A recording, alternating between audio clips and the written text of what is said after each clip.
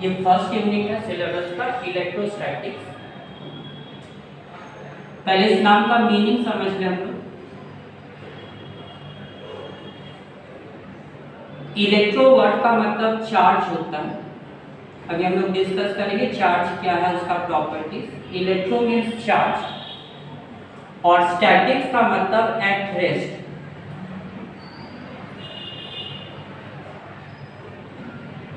तो यहां से हम लोग को समझ में आ रहा कि वो फिजिक्स का, इलेक्ट्रोस्टैट फिजिक्स का वो ब्रांच है जो डील करेगा, which deals with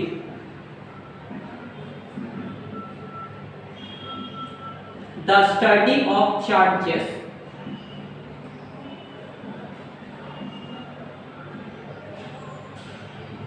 or at rest। इलेक्ट्रोस्टैट में हम लोग चार्जेस को स्टडी करेंगे, कौन सा चार्ज जो रेस्ट में है। तो ये वर्ड सिग्निफिकेंट है, देखो एट रेस्ट। आने वाले लेसन में कहीं पर हम लोग एक और ब्रांच को स्टडी करेंगे, फिलहाल नहीं, इन फ्यूचर आगे के लेसन्स में, दैट इज कॉल्ड इलेक्ट्रोडायनामिक्स। ये इस कारण से बता रहे कि इलेक्ट्रोडायनामिक्स और इलेक्ट्रोस्टैट में हम लोग बाइफॉर्केशन कर सके, ये समझ सके कि दोनों में डिफरेंस क्या है। इलेक्ट्रोडायनामिक्स, इलेक्ट्रो मींस चार्ज और डायनामिक्स मींस इसमें हम लोग चार्जेस को स्टडी करेंगे, वो चार्जेस जो मोशन में, मतलब मूविंग चार्ज को लेकर हम लोग स्टडी करने वाले। इलेक्ट्रोडायनामिक्स आगे हम लोग को कहीं पर पढ़ना, फिलहाल हम लोग इलेक्ट्रोस्टैट इस लेसन को इन डिटेल्स पढ़ेंगे। तो आइदर ये इंफॉर्मेशन नोट करो या सिर्फ एक सेंटेंस नोट कर लो कि इलेक्ट्रोस्टैटिक्स का डेफिनेशन क्या है। The branch of physics which deals with the study of charges at rest is called electrostatics।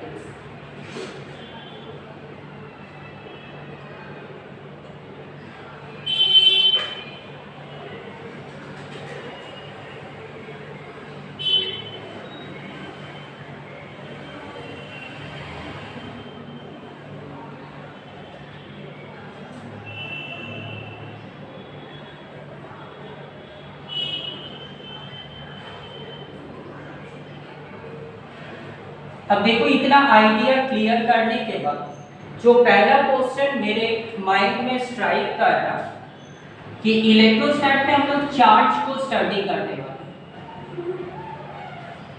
तो शायद माइंड में ये क्वेश्चन अराइज कर रहा होगा कि चार्ज क्या है, व्हाट इज चार्ज।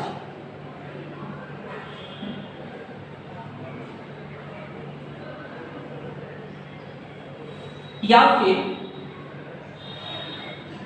ये हम लोग सोच रहे होंगे कि how charge is produced, charge को हम लोग प्रोड्यूस कैसे करेंगे।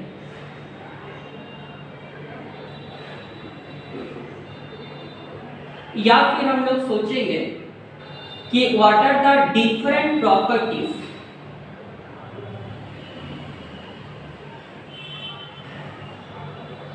ऑफ इलेक्ट्रिक चार्ज, चार्ज का डिफरेंट प्रॉपर्टीज क्या है। तो बारी बारी से हम लोग इन सभी क्वेश्चंस का आंसर ढूंढेंगे। तो व्हाट आई मीन टू से, हम लोग चार्ज को इन डिटेल स्टडी करना चाहते हैं।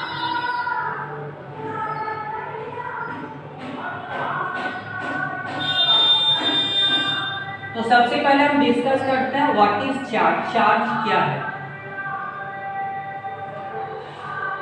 एक सेंटेंस लिखेंगे, इसके डेफिनेशन को समझने के लिए इस सेंटेंस के हर पार्ट पे थोड़ा सा ध्यान दो, शायद खुद ब खुद क्लियर हो जाए चार्ज क्या है।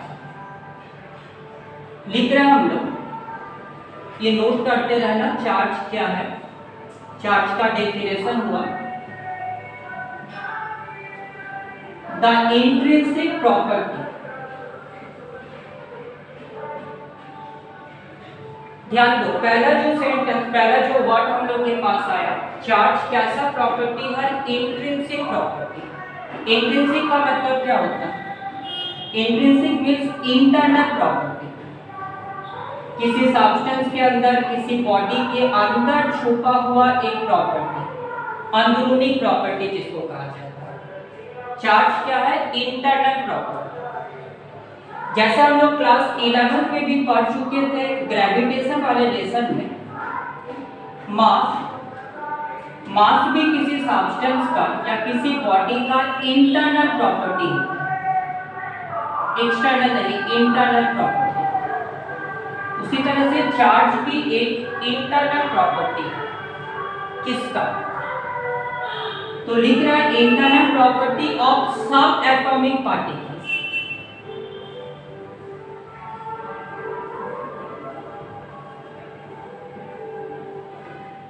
देखो ध्यान दो, ऐसे तो चार्ज बॉडी के पास भी हो सकता है, किसी सब्सटेंस के पास, किसी बॉडी के पास भी चार्ज हो सकता है। लेकिन अगर पूछा जाए कि प्राइमरी चार्ज किसके पास होता है, चार्ज एक्चुअली किसके पास है, तो हम कहेंगे कि एटम को बनाने वाला पार्टिकल, सब एटॉमिक पार्टिकल मींस एटम को बनाने वाला पार्टिकल्स कौन कौन सा?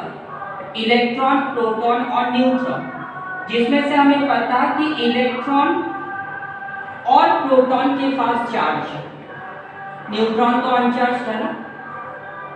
तो सब एटॉमिक पार्टिकल का मतलब हो गया लाइक इलेक्ट्रॉन एंड प्रोटॉन। तो अभी तक क्या लिखा है? चार्ज कौन सा प्रॉपर्टी है? Intrinsic property. चार्ज किसके पास होता है? एटम को बनाने वाला पार्टिकल, जैसे इलेक्ट्रॉन और प्रोटॉन। ये सबको पता है, इलेक्ट्रॉन नेगेटिवली चार्ज है, प्रोटॉन पॉजिटिवली चार्ज। तो द इंट्रिंसिक प्रॉपर्टी ऑफ सब एटॉमिक पार्टिकल। आगे के सेक्शन में हम लोग लिख रहे हैं which gives rise to, सोचो जरा क्या लिखेंगे। इससे पहले क्लास 11 में हम लोग पढ़ चुके हैं कि अगर मेरे पास दो मासेस है और इसे एक सर्टेन डिस्टेंस पे रखे, तो इस दोनों मासेस के बीच कौन सा फोर्स लगेगा? Gravitational force. ग्रेविटेशन एक लेसन हम लोग इन डिटेल्स क्लास 11 में पढ़ेंगे। तो ग्रेविटेशनल फोर्स किसके बीच लगता है? आंसर इज मासेस के बीच। उसी तरह से चार्जेस के बीच भी एक फोर्स लगेगा, उस फोर्स को हम लोग कहेंगे इलेक्ट्रोस्टैटिक फोर्स या इलेक्ट्रिकल फोर्स। तो which gives rise to, either you may write electrostatic force, या हम लोग लिख सकते हैं इलेक्ट्रिकल फोर्स। एक ही बात है, दो चार्जेस के बीच जो फोर्स लगता है वो कहलाता है इलेक्ट्रिकल फोर्स। तो which gives rise to electrical force किसके बीच? बिटवीन टू बॉडीज, दो चार्ज बॉडीज के बीच जो फोर्स लगेगा उस फोर्स को हम लोग कहेंगे इलेक्ट्रिकल फोर्स। तो चार्ज के कारण इलेक्ट्रिकल फोर्स का ओरिजिनेशन होता है।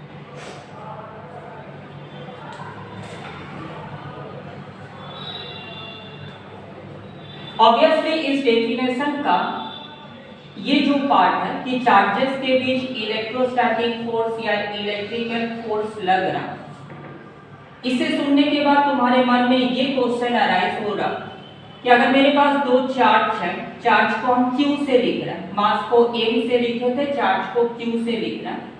अगर दो चार्ज है सर्टेन डिस्टेंस पे लोकेटेड, तो ऑब्वियसली इस दोनों के बीच एक फोर्स लगेगा।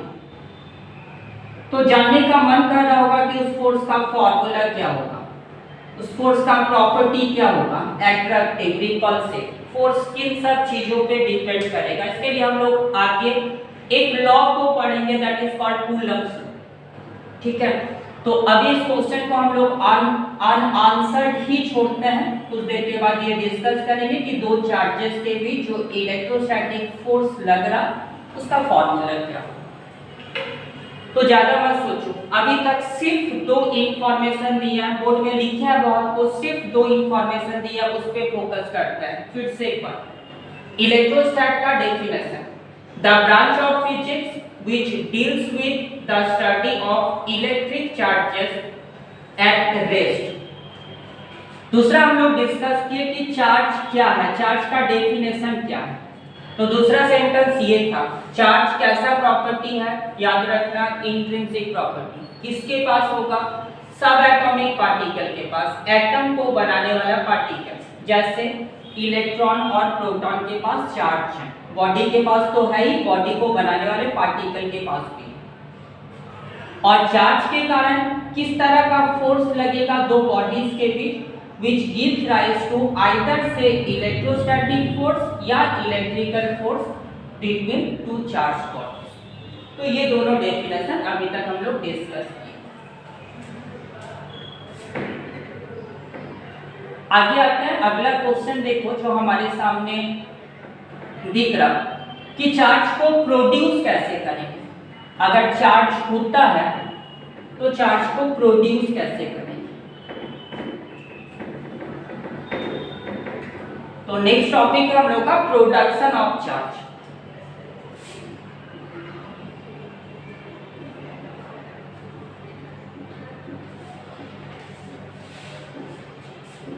और थोड़ा सा एलाबोरेटली इस टॉपिक को लिख रहे हैं, production of charge by friction. ये हम लोग देखेंगे, फ्रिक्शन से चार्ज को प्रोड्यूस किया जा सकता, फ्रिक्शन और रबिंग,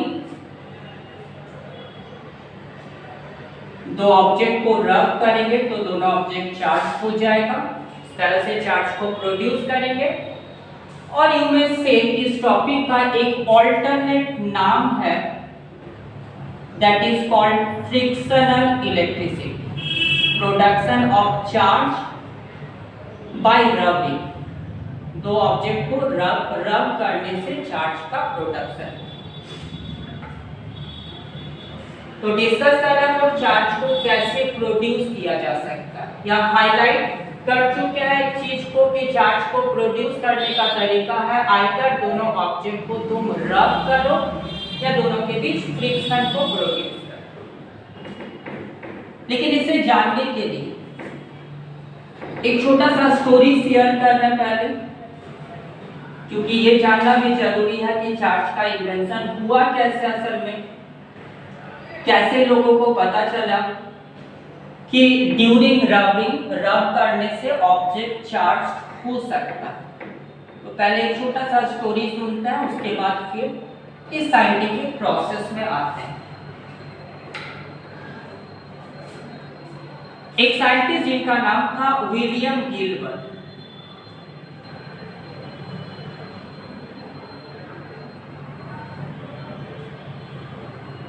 लगभग 19वीं सेंचुरी का बात है।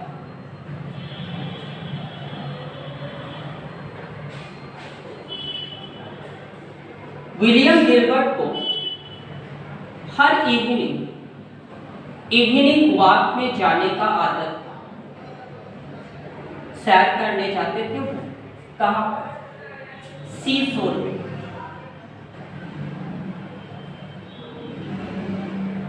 वो जहां रहते थे उसके आसपास बाल्टिक सी था, यूरोपियन कंट्रीज में है बाल्टिक सी। उस सी शोर में हर शाम वो इवनिंग वॉक में जाया करते। एक दिन क्या हुआ, वो सी शोर में वॉक कर ही रहे थे, अचानक वो थोड़ा सा टायर्ड हुए और एक स्टोन के ऊपर एक पत्थर रखा हुआ था, बड़ा सा चट्टान था, उसके ऊपर विलियम गिलबर्ट बैठ गए। ठीक है, बाकी वो सी शोर को देख रहे थे। तो कुछ देर आराम करने के लिए वो पत्थर के ऊपर बैठ गए। बताते चले विंटर का मौसम था और विलियम गिलबर्ट वूलन क्लॉथ पहने हुए थे, लॉन्ग कोट, ब्लेजर टाइप जो लॉन्ग कोट होता वो पहने हुए थे। काफी देर तक वो स्टोन के ऊपर बैठे हुए रहे और फिर जब अचानक विलियम गिलबर्ट उठ खड़े हुए तो उन्हें ऐसा दिखा कि स्टोन के सामने पड़ा हुआ टाइनी बीट्स ऑफ पेपर का टुकड़ा, डस्ट पार्टिकल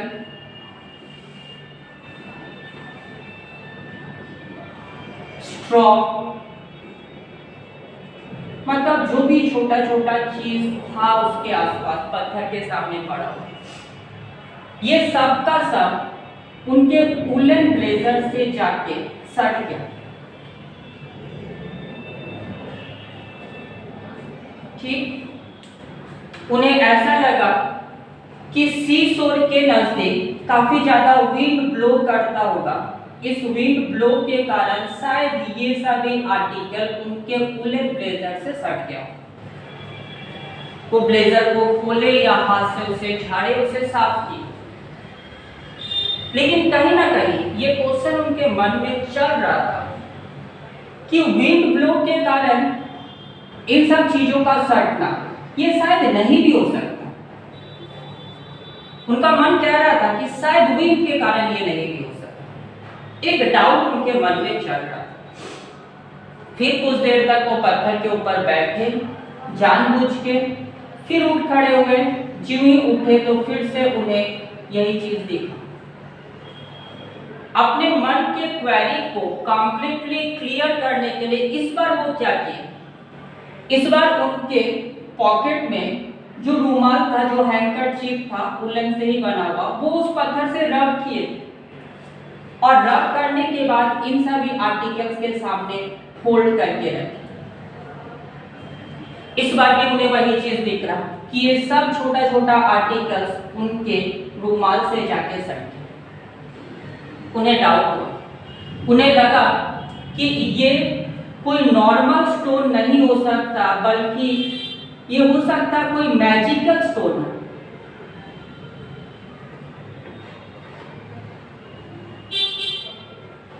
वो इस पत्थर के एक टुकड़े को काट के तोड़ के अपना घर ले गए। घर ले जाने के पीछे रीजन ये था कि घर में अगर इसी चीज को हम लोग एक बंद कमरे में करते हैं तब तो वहां विंड का ब्लो है नहीं, हो सकता है ये विंड ब्लो के कारण अट्रैक्शन हो रहा होगा। चलो इसको घर लाके ले जाके देखता है और घर में एक बंद कमरे में जहां विंड ब्लो नहीं करा वहां टेस्ट करके देखता है। वो उसे घर लेके आता है इस पत्थर का एक सैंपल, और फिर घर में एक क्लोज रूम के अंदर फिर वो इस पत्थर को रब किए, किसी क्लॉथ से ये रब करते हैं और रब करने के बाद टाइनी बिट्स ऑफ पेपर या डस्ट पार्टिकल, छोटा छोटा जो भी चीज है उसके ऊपर फोल्ड करके रखें। एक्सपीरियंस का रिजल्ट उन्हें इस बार भी दिखा कि अगर हम पत्थर को रब करके टाइनी बिट्स ऑफ पेपर के ऊपर रखेंगे तो ये टाइनी बिट्स ऑफ पेपर पत्थर से जाके सट जाए। सोचो, ये विलियम गिलबर्ट का एक्सपीरियंस था, लेकिन ये एक्सपीरियंस हम लोग भी घर बैठे कर सकते हैं या कहीं ना कहीं किए होंगे। एक प्लास्टिक का कॉम लो, अपने ड्राई हेयर से उसे रब करो और टाइनी बिट्स ऑफ पेपर के सामने फोल्ड करो। शायद तुम लोग देखे होंगे ये पेपर का टुकड़ा उस कॉम से जाके सट जाए।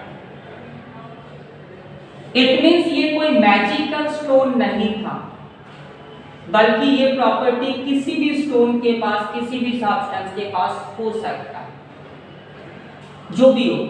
आगे बढ़ते हैं। इस स्टोन का Greek name, Gilbert Greek scientist थे, स्टोन का ग्रीक नेम था एम्बर। स्टोन का नाम था एम्बर। एम्बर से विलियम गिलबर्ट एक नाम दिए।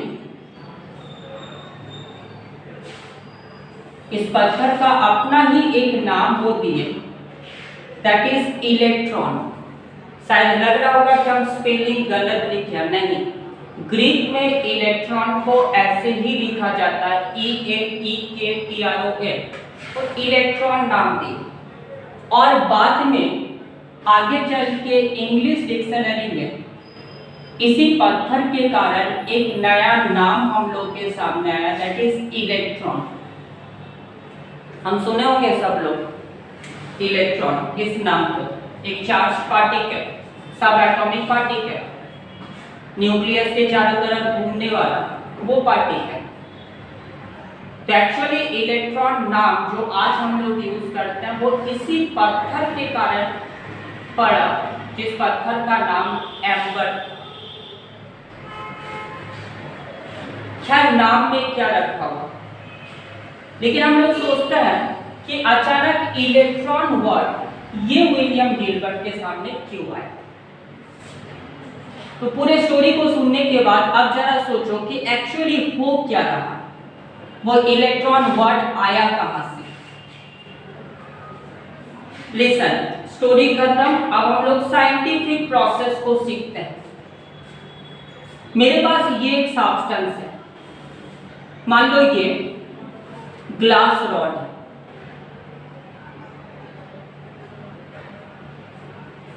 हमें पता है कि ये ग्लास रॉड बहुत सारे एटम से मिलके बना हुआ, कोई भी सब्सटेंस बहुत सारे एटम से मिलके बना हुआ होता है।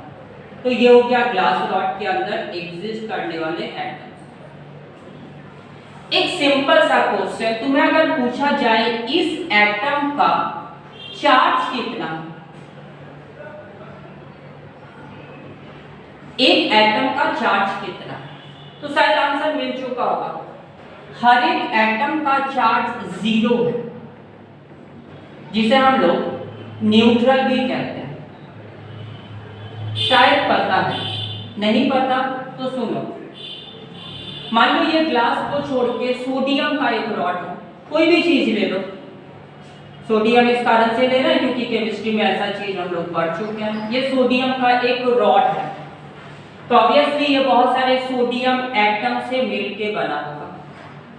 ये हो गया सोडियम का एटम, और हमें एक सोडियम एटम का चार्ज ढूंढना है। जो चीज सोडियम में हो रहा है वो ग्लास में भी होगा। एक सोडियम एटम का चार्ज ढूंढना है। चले आओ, एक सोडियम एटम में, ये है सोडियम का एक एटम। हमें क्या पता, सोडियम का एटॉमिक नंबर होता है 11, मतलब इसके अंदर 11 प्रोटॉन है, और इसके चारों तरफ सर्कुलेट कर रहा 11 न्यूट्रॉन। कैसे, सॉरी 11 इलेक्ट्रॉन्स। कैसे, फर्स्ट सेल में 2 इलेक्ट्रॉन, सेकेंड सेल में 8 इलेक्ट्रॉन्स, और थर्ड सेल में 1 इलेक्ट्रॉन। इस पिक्चर को ना जाने हम लोग 7, 8, 9, 10 किस किस क्लासेस में यूज किए, ठीक है। एक पार्टिकल को हम नहीं दिखाया, दैट इज न्यूट्रॉन। न्यूट्रॉन से हमें कोई मतलब भी नहीं है क्योंकि न्यूट्रॉन के पास तो कोई चार्ज है नहीं। हम सिर्फ बात कर रहे हैं प्रोटॉन और न्यूट्रॉन का। जितना प्रोटॉन है उतना ही इलेक्ट्रॉन। अगर पूछा जाए कि ओवरऑल इस एटम का चार्ज कितना होगा, तो देखो पहले बात करते हैं 11 प्रोटॉन का चार्ज। 11 प्रोटॉन का चार्ज हो जाएगा 11 इंटू एक प्रोटॉन का चार्ज पता है सबको कितना होता है, 1.6 10⁻⁻19 कूलम। एक प्रोटॉन का चार्ज का यूनिट कूलम होता है। बच गया 11 इलेक्ट्रॉन।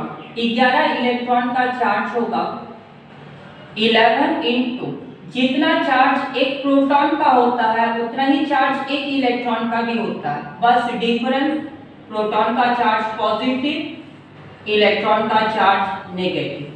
तो ये हो गया 11 इलेक्ट्रॉन का चार्ज। बताओ सबको जोड़ के 11 प्रोटॉन और 11 इलेक्ट्रॉन कुल मिला के चार्ज कितना होगा, आंसर इज 0, क्योंकि ये पॉजिटिव ये नेगेटिव उतना ही है, दोनों एक दूसरे को कैंसिल किया तो टोटल चार्ज 0। क्या सीखे, एक सोडियम एटम का चार्ज 0 होगा, जिसके पास चार्ज नहीं है उसको न्यूट्रल भी कहा जाता है। तो इस sodium atom is a neutral atom, कोई चार्ज नहीं है। इसका चार्ज भी 0, इसका भी 0, इसका भी 0। इट मींस इस पूरे सोडियम ब्लॉक का या पूरे सोडियम रॉड का टोटल चार्ज 0 ही होगा।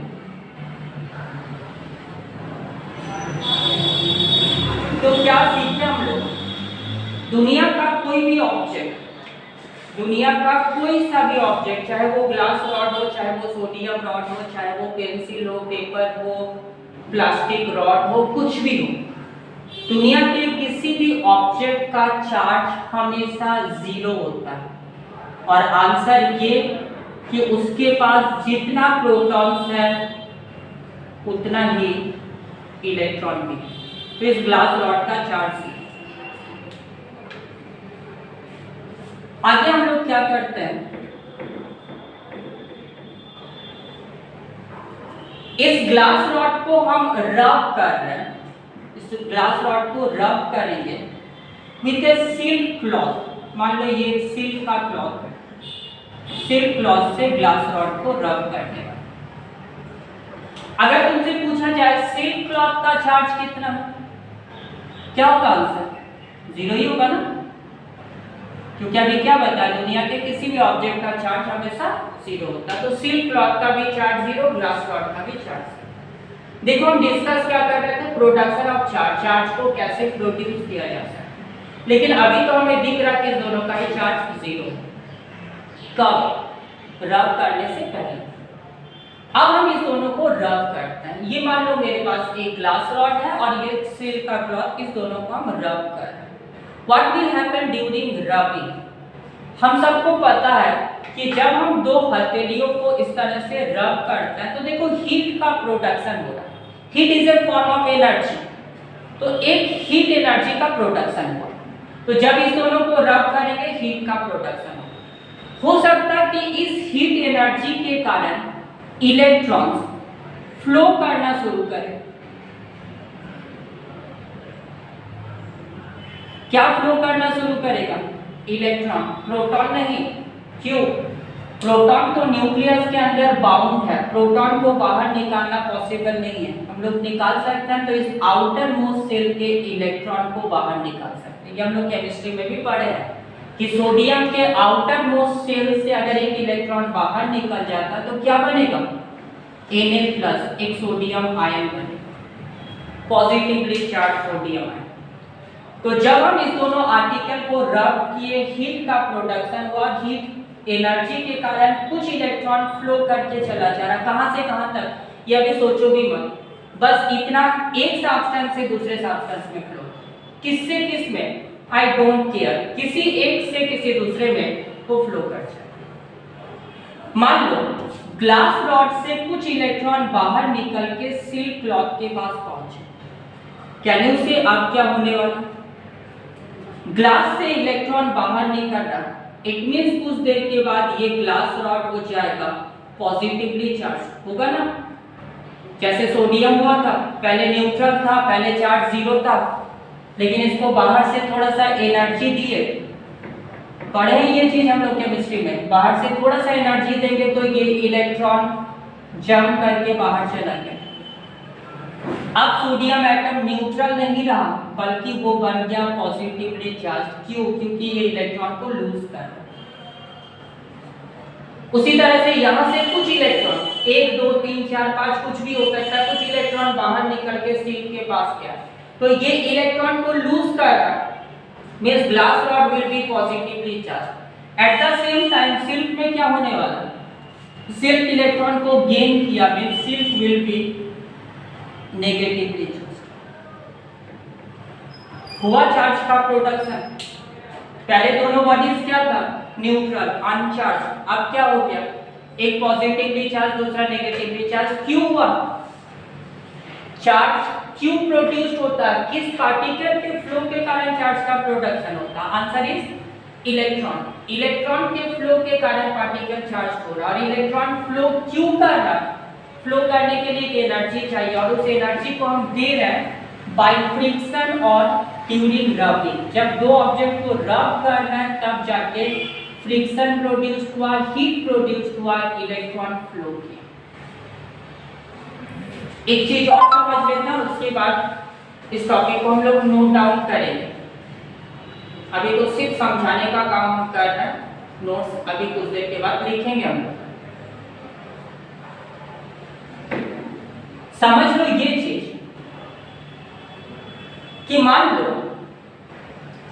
ग्लास रॉड से 2 इलेक्ट्रॉन सिल्क के पास पहुंचे, 2 इलेक्ट्रॉन का ट्रांसफर, 3 भी हो सकता था, 4 भी हो सकता था, 100 भी हो सकता था। मान लेते हैं 2 इलेक्ट्रॉन का ट्रांसफर। अभी देखिए कि ग्लास रॉड में कौन सा चार्ज होगा? Positive charge. कितना चार्ज होगा ग्लास रॉड में? क्योंकि ये 2 इलेक्ट्रॉन को लूज कर रहा, तो इसका चार्ज हो जाएगा 2e। ई का मतलब एक एक इलेक्ट्रॉन का चार्ज, 2 इलेक्ट्रॉन को लूज किया तो इसका चार्ज हो जाएगा 2e। अगर 3 इलेक्ट्रॉन का ट्रांसफर होता तो इसका चार्ज हो जाता 3, 4 इलेक्ट्रॉन के लिए 4e। इसको लिख देते हैं +2e। +2e क्यों? क्योंकि ये positively charge. At the same time silk का चार्ज कितना होगा? सिल्क 2 इलेक्ट्रॉन को गेन किया तो इसका चार्ज हो जाएगा -2e, नेगेटिवली चार्ज। अगर 3 इलेक्ट्रॉन को गेन करता तो इसका चार्ज हो जाता -3e एंड सो ऑन।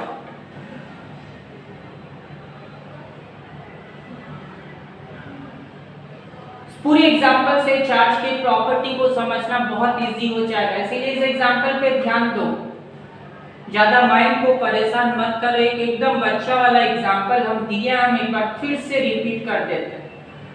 मेरे पास एक ग्लास रॉड है और उसे हम सिल्क के क्लॉथ से रब करेंगे। ये दो कोई सा भी ऑब्जेक्ट हो सकता है, हम एग्जांपल लिया ग्लास रॉड विद सिल्क।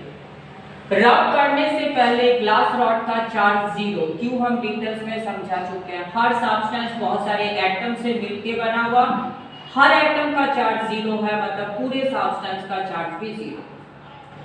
तो ग्लास रॉड का चार्ज 0, सिल्क का भी चार्ज 0। कब? रब करने से पहले। अब हम इस दोनों आर्टिकल को एक दूसरे के साथ रब करना शुरू किए। रब करने से फ्रिक्शन प्रोड्यूस हुआ, फ्रिक्शन के कारण हीट एनर्जी बना, इस दोनों को थोड़ा बहुत हीट मिला। इस हीट के कारण होगा यही कि एक बॉडी से दूसरे बॉडी में इलेक्ट्रॉन का ट्रांसफर होगा। किससे किसमें ये भूल जाओ, कितने इलेक्ट्रॉन का ट्रांसफर होगा उससे कोई मतलब नहीं है, बस इतना कि एक ऑब्जेक्ट से दूसरे ऑब्जेक्ट में इलेक्ट्रॉन का ट्रांसफर होगा। मतलब एक इलेक्ट्रॉन को लूज कर रहा, दूसरा इलेक्ट्रॉन को गेन कर रहा। अगर पूछा जाए कौन लूज करेगा, तो जिसमें इलेक्ट्रॉन डोनेटिंग कैपेसिटी ज्यादा है वो लूज करेगा, और एक्सेप्ट कौन करेगा? जो लूज नहीं कर रहा वो एक्सेप्ट करेगा। तो ग्लास का मान लो इलेक्ट्रोनेगेटिविटी, मतलब इसका इलेक्ट्रॉन डोनेटिंग कैपेसिटी ज्यादा है, ये इजीली इलेक्ट्रॉन को डोनेट कर सकता है। तो ये इलेक्ट्रॉन को लूज किया, सिर्फ इलेक्ट्रॉन को गेन कर दिया। कितना? 2 हो सकता, 3, 4, 10, 15, 100, कुछ भी हो सकता। अब जब ये 2 इलेक्ट्रॉन को लूज कर रहा तो इसमें इलेक्ट्रॉन का डेफिशिएंसी हो रहा, इलेक्ट्रॉन के पास नेगेटिव चार्ज है, तो कुछ नेगेटिव चार्ज इससे बाहर निकल गया। इट मींस ये हो जाएगा पॉजिटिवली चार्ज। और कितना चार्ज होगा? अगर 2 इलेक्ट्रॉन को लूज कर रहा तो +2e, 3 को लूज करता तो +3, 4 को लूज करता तो +4e and so on. At the same time उतना ही इलेक्ट्रॉन सिर्फ भी गेन कर रहा। ऐसा नहीं हो सकता कि ये 2 को लूज कर रहा है, ये 3 को गेन कर रहा, दैट इज क्वाइट इम्पॉसिबल। जितना ये लूज कर रहा उतना ही ये गेन करेगा, तो इसका चार्ज कितना हो जाएगा? उतना ही अमाउंट जितना ग्लास रॉड में हुआ था, लेकिन ये इलेक्ट्रॉन को गेन कर रहा तो ये हो low negatively charge -2। Can you से इस पूरे प्रोसेस में बिफोर रबिंग, रब करने से पहले total charge of the system, इस सिस्टम का टोटल चार्ज कितना था रब करने से पहले? सिस्टम मतलब अब ये दोनों मिला के बना सिस्टम, ग्लास रॉड और सिल्क दोनों को रब कर रहे, मतलब दोनों को मिला के बन रहा एक सिस्टम। उस सिस्टम में 2 पार्ट है, ग्लास रॉड दूसरा सिल्क। रब करने से पहले टोटल चार्ज कितना था? तो ग्लास का चार्ज भी 0, सिल्क का चार्ज भी 0, तो बिफोर रबिंग टोटल चार्ज 0 ही था। अब देखो रब करने के बाद चार्ज कितना होगा? After rubbing total charge of the system, रब करने के बाद पूरे सिस्टम का चार्ज देख लो ध्यान से। रब करने के बाद ग्लास का चार्ज कितना हुआ? +2e, प्लस सिल्क का चार्ज कितना हो चुका? -2e, यही ना। तो रब करने के बाद दोनों को मिला के टोटल चार्ज कितना होने वाला? 0 ही होने वाला है। इसका मतलब बिफोर रबिंग सिस्टम का total charge, after rubbing system का टोटल चार्ज सेम है। कुछ देर के बाद हम लोग कहेंगे कि इलेक्ट्रिक चार्ज इज कंजर्व्ड, जब चार्ज का प्रॉपर्टी पढ़ेंगे तो हम लोग एक प्रॉपर्टी लिखेंगे, इलेक्ट्रिक चार्ज इज कंजर्व। क्यों, रीजन हम लोग को अभी समझ में आ गया। कंजर्व का मतलब क्या है, बिफोर रबिंग टोटल चार्ज जितना था, आफ्टर रबिंग भी टोटल चार्ज उतना ही रहा। तो चार्ज को ना ही हम क्रिएट कर रहे हैं, ना ही डिस्ट्रॉय कर रहे हैं, सिस्टम का चार्ज हर वक्त क्या है, सेम। ठीक है, तो समझ में आ गया हम लोग को। इस पे अभी फोकस मत करो, ये प्रॉपर्टीज में पढ़ेंगे, तुम लोग के सिंपलिसिटी के लिए अभी हम बता दिए। अभी सिर्फ हम लोग नोट करेंगे इस पूरे प्रोसेस को कि चार्ज को कैसे प्रोड्यूस किया जा सकता बाय फ्रिक्शन और रबिंग। समझ चुके हम लोग, सिर्फ लैंग्वेज लिखना है।